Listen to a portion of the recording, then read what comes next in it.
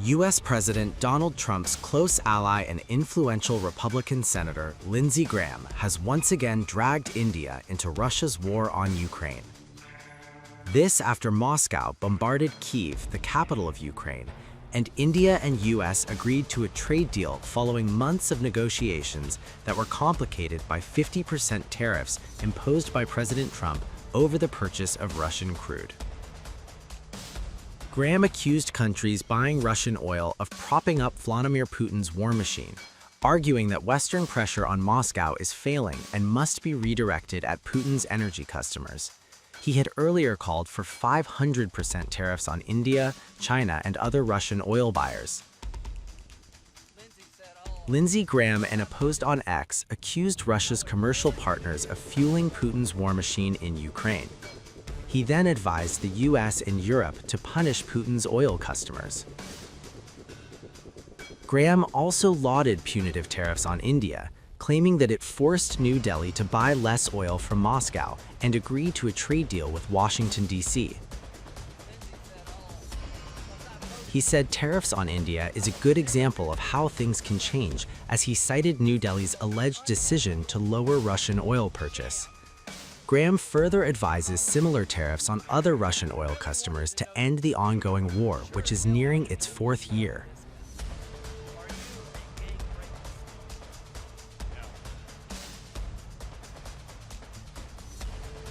Lindsey Graham's reaction came immediately after Russia unleashed one of its most deadliest attacks on Ukraine this year. A day before scheduled peace talks, Russia pounded Ukraine, targeting its energy infrastructure in the dead of winter.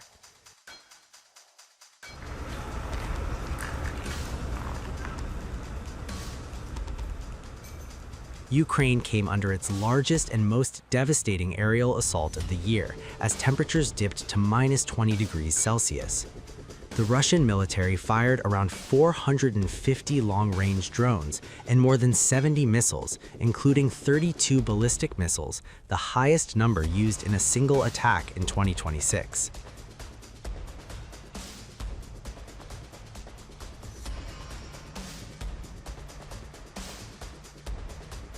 NATO Secretary General Mark Rutte described the strikes as deeply concerning as he traveled to Ukraine to assess the destruction left behind, warning that the timing of the assault threatened fragile diplomatic efforts. I'm here in Kiev. I just arrived this morning with a small NATO team, and we had very good meetings with the president. I was in the Rada. But now I'm at a place of a heating plant. As pressure mounts, Graham is now urging a dramatic escalation in U.S. military support. He has called on President Trump to begin the process of supplying Ukraine with long-range Tomahawk cruise missiles, describing them as a potential game-changer on the battlefield. The missiles have long been sought by Ukrainian President Vladimir Zelensky, but Trump has so far resisted approving them, citing fears of further escalation with Russia.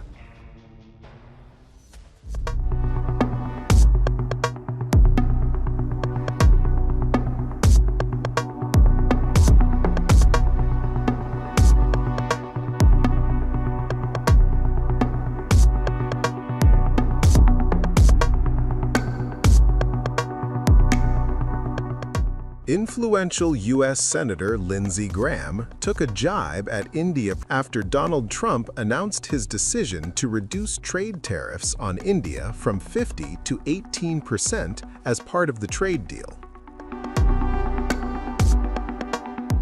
Well played, President Trump. I think your message about ending this war by having Putin's customers who prop up his war machine have to recalculate is working. Through their behavior, India has more than earned this reduction. I'm hoping that the other big nations that buy Russian will follow India's direction. Putin will only come to the table when the pain is so great. We're not there yet, but with India's actions, we are moving closer. End the bloodbath in Ukraine now. Graham's remark came after Trump took to Truth Social to announce the tariff relief to India. Trump said, and I quote, "Out of friendship and respect for Prime Minister Modi, and as per his request, Effective immediately, we agreed to a trade deal between the United States and India, whereby the United States will charge a reduced reciprocal tariff, lowering it from 25% to 18%. They will likewise move forward to reduce their tariffs and non-tariff barriers against the United States to zero. The Prime Minister also committed to Buy American at a much higher level, in addition to over $500 billion of U.S. energy, technology, agricultural, coal, and many other products. Our amazing relationship with India will be even stronger going forward. Prime Minister Modi and I are two people that get things done, something that cannot be said for most. Thank you for your attention to this matter. Prime Minister Modi confirmed the reduction in tariffs, but did not endorse other details shared by Trump, including zero tariffs on U.S.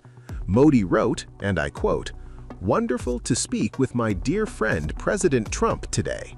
Delighted that Made in India products will now have a reduced tariff of 18%. Big thanks to President Trump on behalf of the 1.4 billion people of India for this wonderful announcement.